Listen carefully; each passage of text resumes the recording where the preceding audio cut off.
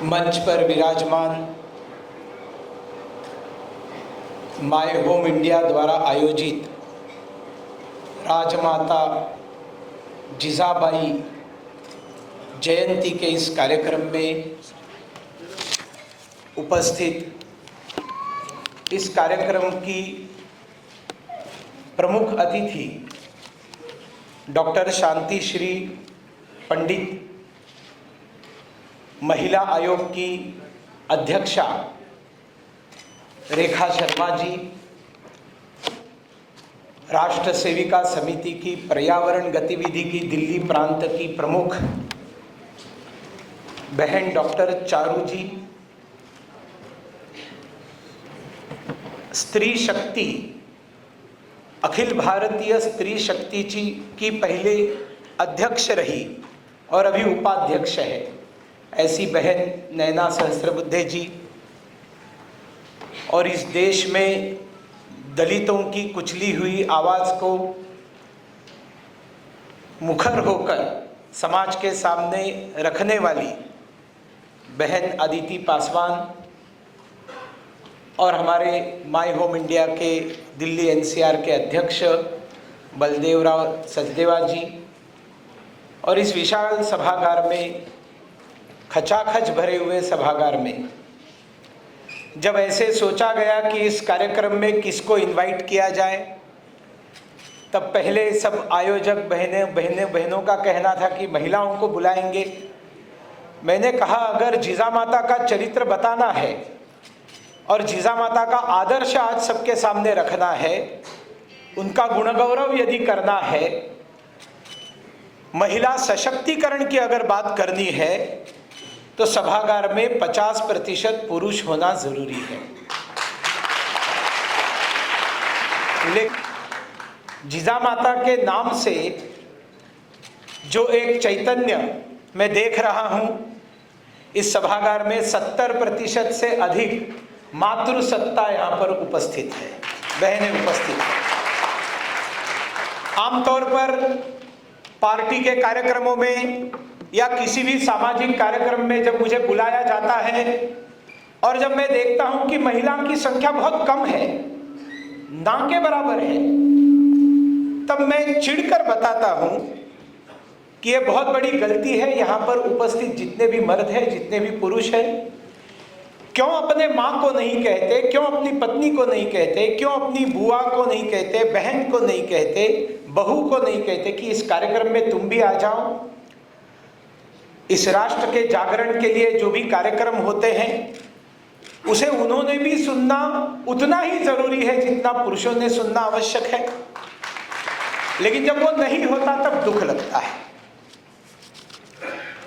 और जब 12 जनवरी का दिवस आता है, तब 2 महापुरुषों के नाम स्वाभाविक है लोगों को ध्यान में आते हैं, स्वामी विवेकानंद जी और महामना मदन मोहन मालवीय जी, जिनकी आज जयंती है। लेकिन जिनको महामना ने और स्वामी विवेकानंद जी ने भी अपना आदर्श माना, दोनों के साहित्य में, दोनों के संभाषणों में, संवाद में, भाषणों में उल्लेख है कि हमारा एक आदर्श अपने जीवन का छत्रपति शिवाजी महाराज है। स्वामी विवेकानंद जी ने भी कहा है, मदन मोहन मालवीय जी ने भी कहा है, स्वातंत्र वीर सावरकर जी ने कहा है। इस देश के सभी महापुरुषों ने छत्रपति शिवाजी महाराज को अपना आदर्श माना है। लेकिन छत्रपति शिवाजी महाराज जिनके कारण छत्रपति बने, हिंदवी स्वराज्य के संस्थापक बने, उन्हें नेशनलिस्टिक एक राष्ट्रवाद की दृष्टि देने वाली उनकी माता का जन्मदिन भूलना ये बहुत बड़ा अपराध है। और जब मेरे समझ में आया कि दिल्ली में ऐसा कार्यक्रम ही नहीं हुआ, महाराष्ट्र में तो होते रहते हैं, बहुत कम होते हैं लेकिन होते हैं, तब मैंने सोचा नहीं, ये बात ठीक नहीं है। और दिल्ली की राष्ट्रीय राजधानी के प्रमुख स्थानों में से एक इस न्यू महाराष्ट्र सदन में आज के इस कार्यक्रम का हमने आयोजन किया। साथियों, ये देश ही तो है जिसको हम लोग माँ के नाम से जानते हैं।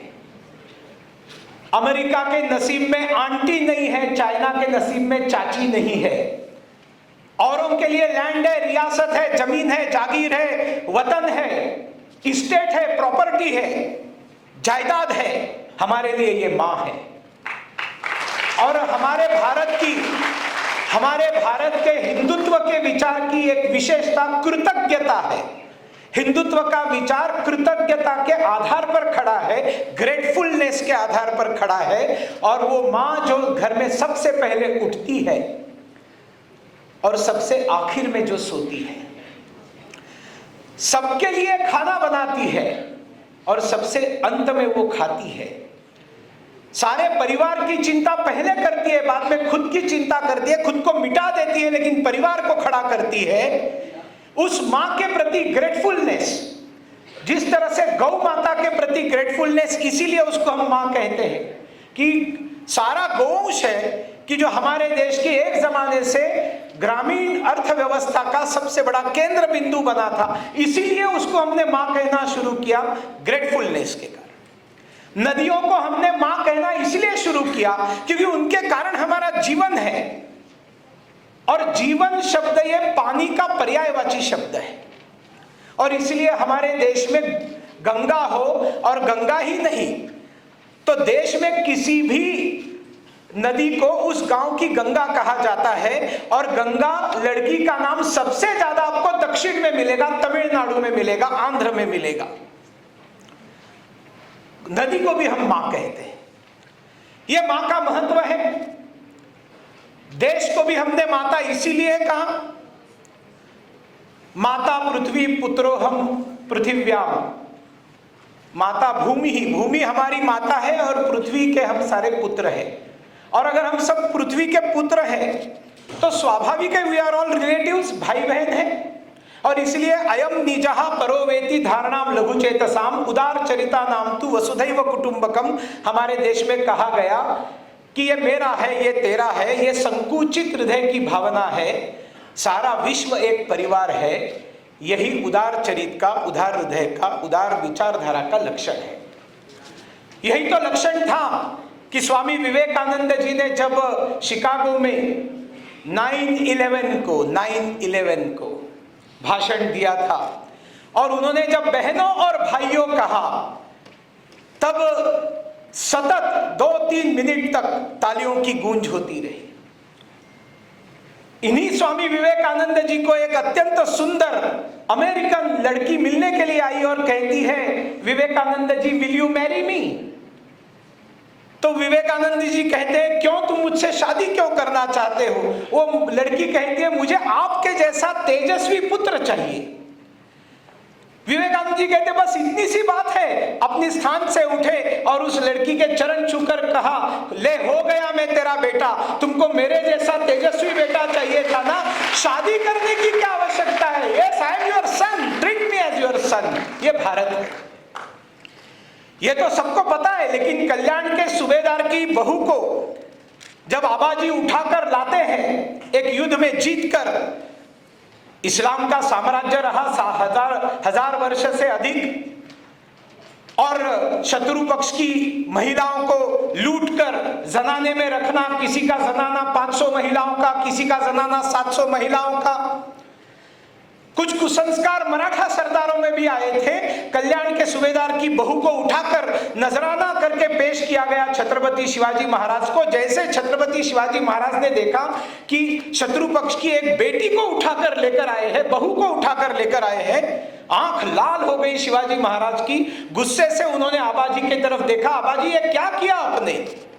और धीर गंभीर मुद्रा लेकर धीरे धीरे चलते उस कल्याण के सूबेदार के बहू के सामने जाकर अपने घुटनों पर बैठे, सर झुकाया और उन्होंने कहा कि मेरी मां जीजाबाई की नाक थोड़ी सी लंबी है, इसलिए मेरी भी नाक लंबी हो गई है।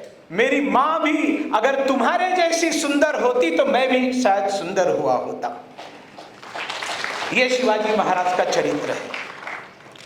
कुछ वामपंथी इतिहासकार कहते हैं ऐसी घटना घटी ही नहीं है। उनके साथ बेसिक प्रॉब्लम है। और हमारा सौभाग्य है कि आज की हमारी मुख्य अतिथि उनके सारे प्रॉब्लम सॉल्व करने में कैपेबल है।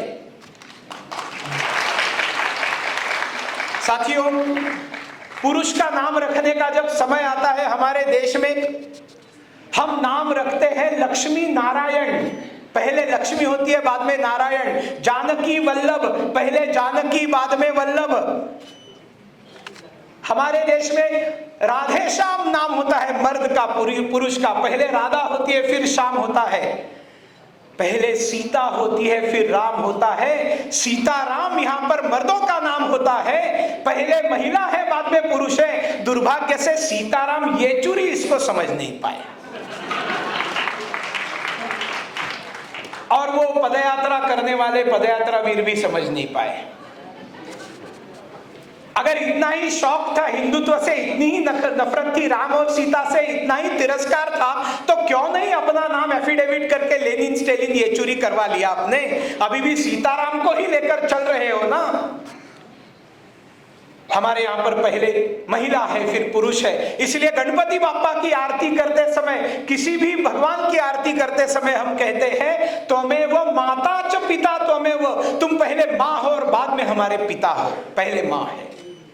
इतना ही नहीं, कोई भी पुरुष, संत पुरुष वात्सल्य की, प्यार की, अपनत्व की, ममत्व की मर्यादा को पार करके महान बन जाता है, श्रेष्ठतम बन जाता है। हमारे देश में उस पुरुष को भी मां कहना शुरू करते हैं। महाराष्ट्र में ज्ञानेश्वर संत को ज्ञानेश्वर माउली कहते हैं। श्री स्वामी समर्थ जी को हम माउली कहते हैं। और इन संतों के फोटोग्राफ्स आप समर्थ जी के देख सकते हैं कि उन्होंने वस्त्र पहना है, महिला की साड़ी पहने हुए संत है, क्योंकि वो संत इतना श्रेष्ठतम बन जाता है कि उस पुरुष को भी हम लोग मां कहते हैं।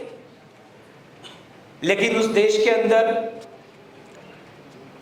महात्मा ज्योतिबा फुले जी की जयंती तो मनाते हैं, मनानी भी चाहिए, लेकिन सावित्रीबाई फुले जी के जयंती का सिर्फ ट्वीट करते हैं। क्यों नहीं मनाते उनकी जयंती? सब प्रकार का ह्यूमिलिएशन बर्दाश्त करके उन्होंने स्वयं पहले पढ़ना लिखना सीखा और बाद में लड़कियों के लिए स्कूल चालू करने वाली, देश की पहली लड़कियों की स्कूल चालू करने वाली सावित्रीबाई फुले की जयंती का कार्यक्रम ऐसा क्यों नहीं होता इस देश में? दुर्भाग्य से, क्योंकि वो महिला है। लेकिन हम लोग ये नहीं मानते और हमने तय किया कि इस कार्यक्रम को करेंगे। और फिर इस क्षेत्र में महिला होने के बावजूद यशस्वी भी है, कार्य भी कर रही है, अपना निहित कर्तव्य का पालन करते हुए समाज के लिए समय दे रही है। और इसलिए आज ये सारी गणमान्य महिलाएं, बहनें हमारे सामने हैं।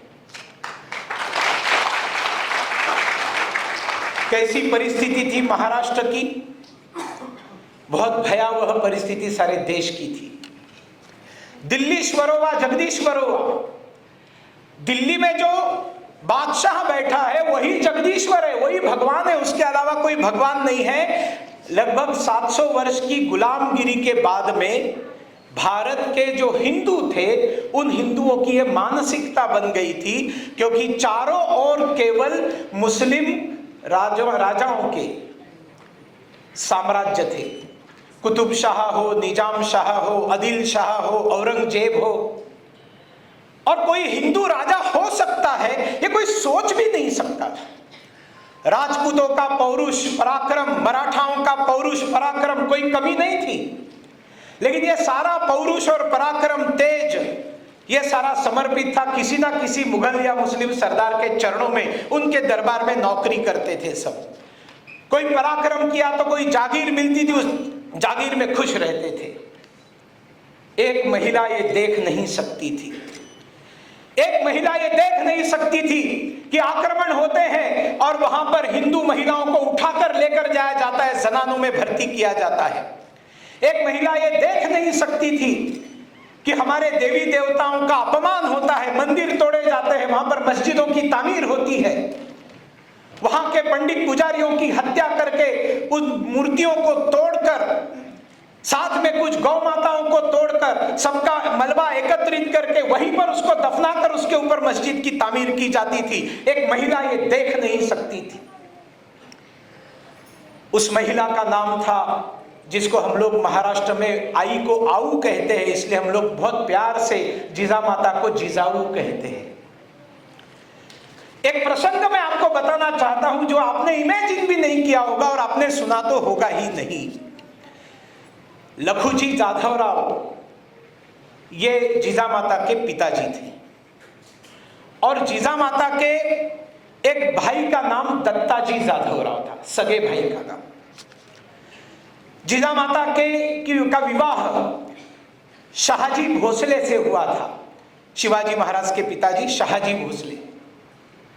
और शाहजी भोसले के एक भाई का नाम था संभाजी राजे भोसले। यह बात अलग है कि शिवाजी महाराज के बेटे का नाम संभाजी था, लेकिन हमारे देश में एक परंपरा चलती आई है, तीसरे जनरेशन में नाम को रिपीट करते हैं।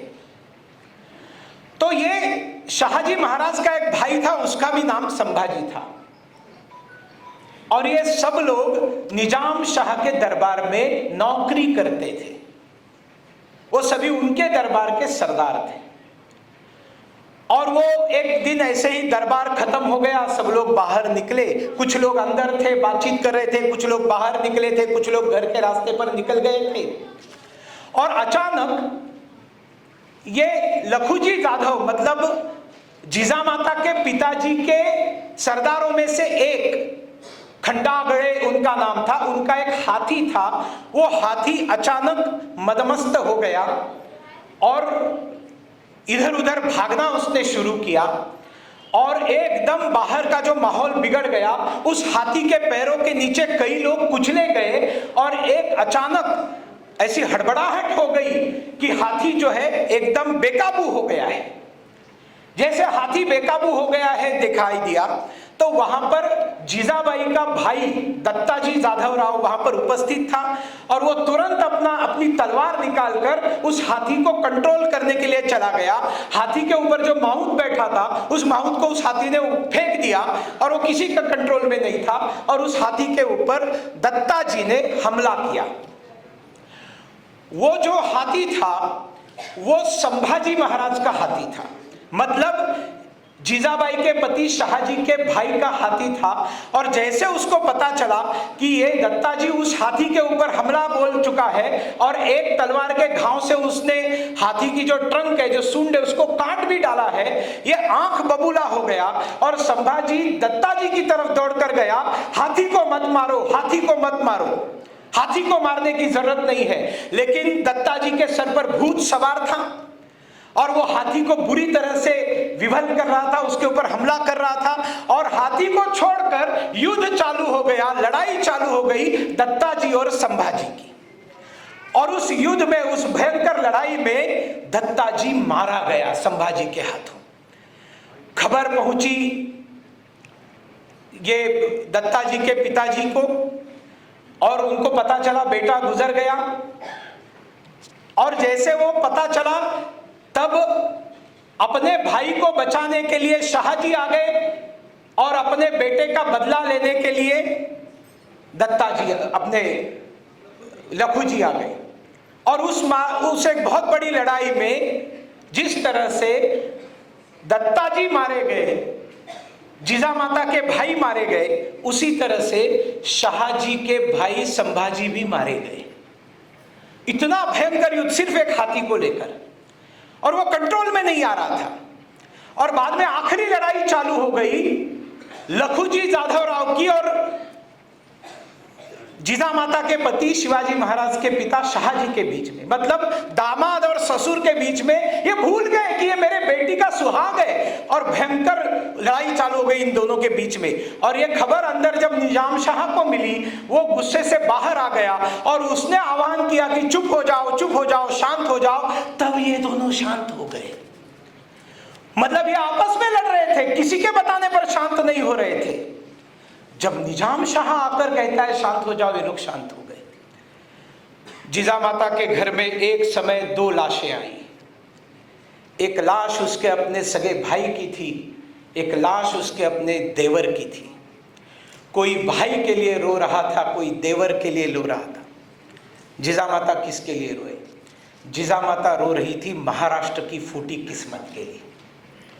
जीजामाता एक नेशनलिस्ट लेडी थी। आजकल ये शब्द लेने से बहुत सारे लोगों के हृदय में सांप दौड़ते हैं। जीजामाता प्रखर देशभक्त थी। उसने मन में कसम खाई थी कि मेरा बेटा जब पैदा होगा तब वो इस देश के अंदर हिंदवी स्वराज्य की स्थापना करेगा, हिंदुओं के राष्ट्र को पुनः एक बार जन्म देगा। और वो देख रही थी कि ये सारे सरदार अपना सारा पौरुष, अपना पराक्रम, अपना तेज, अपनी तपस्या किसी ना किसी मुगल सरदार के चरणों में अर्पित करके गुलाम बनकर रहे। जिजामाता ने एक बार अपने पति को, शाहजी महाराज को जरूर बताया, प्रेरित किया, और शाहजी भी मानते हैं कि हिंदुओं का राज्य होना चाहिए, और उसने एक बहुत बड़ा प्रयास भी किया था, लेकिन वो प्रयास फेल हो गया।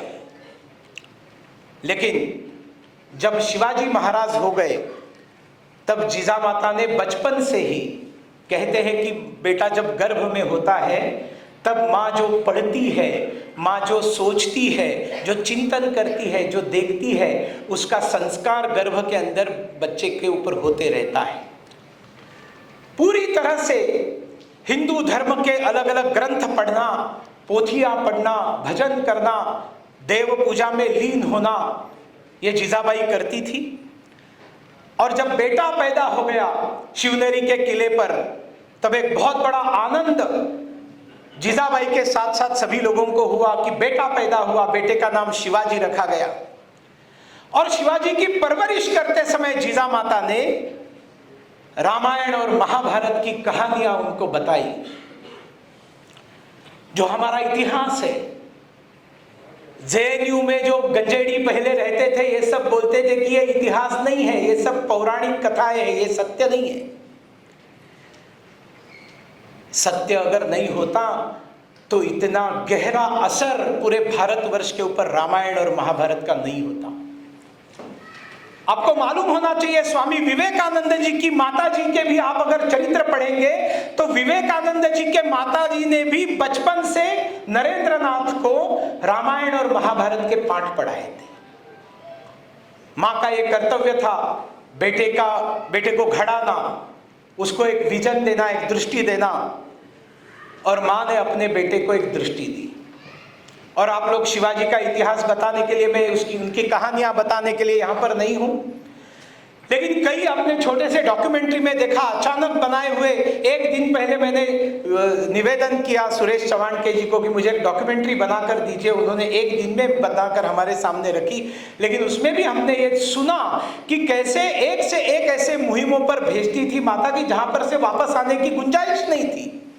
और सबसे बड़ा, जब मिर्जा राजे जयसिंह के साथ एक कॉम्प्रोमाइज करना पड़ा शिवाजी महाराज को और औरंगजेब के दरबार में जब जाना पड़ा, तब अपने बेटे को, संभाजी को, अगली जनरेशन को वो साथ में लेकर गए और जिजामाता ने उनको अनुमति दी कि बेटा तू जा और साथ में मेरे पोते को भी तुम लेकर जाओ। क्या कॉन्फिडेंस था। ये पदयात्रा करने वाले बेवकूफ नेता कुछ भी बोलते हैं, मतलब ये तो हैवॉक है कि पांडवों ने नोटाबंदी क्यों नहीं की और उन्होंने डिमोनेटाइजेशन नहीं किया, उन्होंने गलत जीएसटी नहीं लगाया क्योंकि तपस्वी थे। वह सारा देश हंसता है, उनको समझ में नहीं आता है, नहीं आता है, वही अच्छा है। महात्मा गांधी जी ने कहा था कि कांग्रेस को विसर्जित किया जाए, किसी भी कांग्रेस ने गंभीरता से नहीं लिया, राहुल गांधी जी ले रहे हैं। मैंने एक अच्छा पोस्टर देखा रेखा जी, उसमें दुर्योधन कर्ण को गुस्से से उंगली से दिखा रहा है, कह रहा है कि हमने भी नोटाबंदी नहीं की, हमने भी जीएसटी नहीं लाया, फिर चर्चा सिर्फ पांडवों की क्यों हो रही है। मैंने कहा चलो अच्छा है, क्रिएटिविटी एट इट्स पीक। लेकिन ये राहुल गांधी महाराष्ट्र में जाते हैं और वीर सावरकर जी को माफी वीर कहते हैं, क्षमा मांगने वाले। ये ना कभी शिवाजी महाराज को समझ सके, न कभी स्वतंत्र वीर सावरकर जी को समझ सके। शिवाजी महाराज भी जानते थे कि जेल के अंदर रहकर मैं हिंदवी स्वराज्य स्थापन नहीं कर सकता।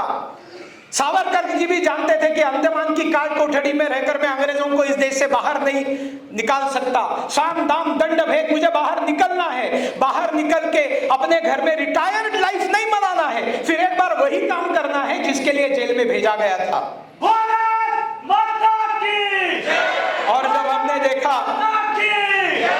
और जब हमने देखा शिवाजी महाराज को आगरा के जेल में बंद किया, तो क्या अभिनय किया है शिवाजी महाराज ने। मतलब पूरी तरह से चारों तरफ से वो किला बंद है, उसमें शिवाजी महाराज जेल के अंदर बंदी है उनके बेटे के साथ। उन्होंने ड्रामा चालू कर दिया कि मैं डर गया हूं, अब मैं मरने वाला हूं, मैं बीमार हूं, और हम हिंदुओं में मरने से पहले दान पुण्य करना होता है।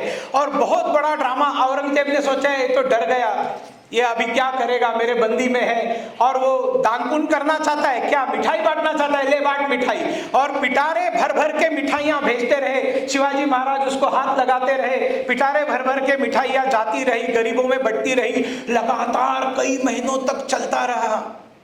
दिन ब दिन शिवाजी महाराज की तबीयत खराब हो रही है, और एक दिन मिठाई के पिटारों के अंदर बंदी होकर छुपकर बाप और बेटे दोनों कैसे आगरा की जेल से बाहर निकल गए, औरंगजेब को पता ही नहीं चला। तो कोई कह सकता है कि शिवाजी महाराज ने माफी मांगी थी?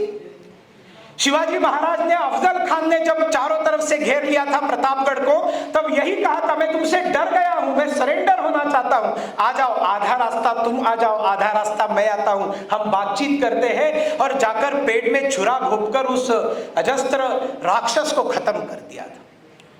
साथियों, ये शिवाजी महाराज को घड़ाने वाली मां सारे देश को ही नहीं दुनिया को, आपको ये भी पता होना चाहिए, 9/11 के बाद में जो हमले हुए उस दिन, उसके बाद में दुनिया में 100 से अधिक प्रबंध इस्लाम के ऊपर लिखे गए, और उसमें बहुत बुद्धिमान लोगों ने कहा कि इस्लाम के साथ कैसे लड़ना है, इस क्रूर इस्लाम के साथ कैसे लड़ना है। यह अगर किसी को पहले पता चला तो वो भारत के छत्रपति शिवाजी महाराज को पता चला। यह अमेरिकी और यूरोपियन बुद्धिजीवियों ने शोध प्रबंधों में लिखा कि how to fight with this terrorists. Who knew first? Shivaji Maharaj. उनको बनाने वाली Jija Mata, in absence of Shivaji Maharaj वो पूरा राजकाज चलाती थी। She was a great administrator. वो एक न्यायाधीश थी, क्योंकि उस समय न्याय व्यवस्था में राजा का सबसे महत्वपूर्ण रोल रहता था, वो न्यायाधीश थी। एक बार तो जब शिवाजी संकट में थे तब गुस्से से तलवार निकाली, बोली मैं जा रही हूं मेरे बेटे को छुड़ाने के लिए। आप महाराष्ट्र की महिलाओं की वो धोती जैसे साड़ी देखते हैं ना, उसको नौवारी साड़ी बोलते हैं। ये कोई फैशन परेड वाली चीज नहीं है। ये नौवारी साड़ी तब से महिलाओं ने पहनना शुरू किया जब से उन्होंने हॉर्स राइडिंग सीख लिया।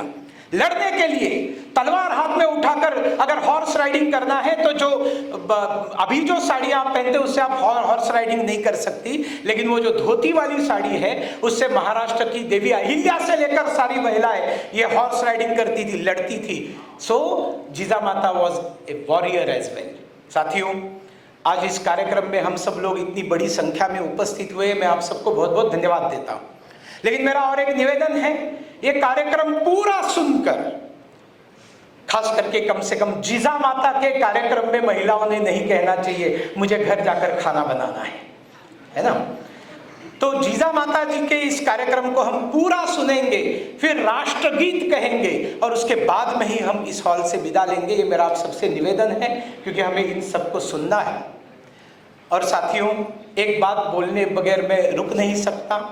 विमेन एम्पावरमेंट की जब बात आती है तब सारे देश की महिला अगर वास्तविक में हृदय से अगर किसी को धन्यवाद देती है तो इस देश के प्रधानमंत्री नरेंद्र मोदी जी को देती है। भारत के इतिहास में महिला होकर भी इंदिरा गांधी ने वो काम नहीं किया महिलाओं के लिए जो हमारे देश के प्रधानमंत्री नरेंद्र मोदी जी ने किया है। और उसके ऊपर सारा भाषण मैं नहीं दूंगा, लेकिन मैं जरूर बताऊंगा कि यहाँ की सारी जो वक्ताएं हैं उनका विषय केवल जीजा माता नहीं है, जीजा माता को याद करना है। और आज की युवतियां, आज की महिलाएं अपने अपने फील्ड में सक्सेसफुल होने के बावजूद किस तरह से एक आदर्श माता, एक प्रखर राष्ट्रवादी संस्कार देने वाले, चाहे बेटा हो या बेटी हो, संस्कार देने वाली माता कैसे बन सकती है, इसके ऊपर हमारे विचार रखेंगी, ये मेरी आशा है। आप सब लोग आए इसलिए बहुत बहुत धन्यवाद। हम सब लोग दोनों हाथों को ऊपर उठाकर मातृभूमि की जय जयकार करेंगे। बोलिए भारत माता की, भारत माता की।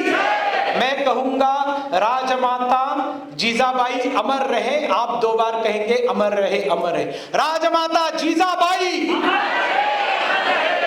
महिलाओं का आवाज इतना कमजोर है, रेखा जी क्या हो रहा है? अब मेरा कहना है इसमें कोई भी पुरुष नहीं बोलेगा, सिर्फ बहनें बोलेंगी, सिर्फ बहनें घोषणा देंगी। बोलिए भारत माता की वंदे वंदे। बहुत बहुत धन्यवाद।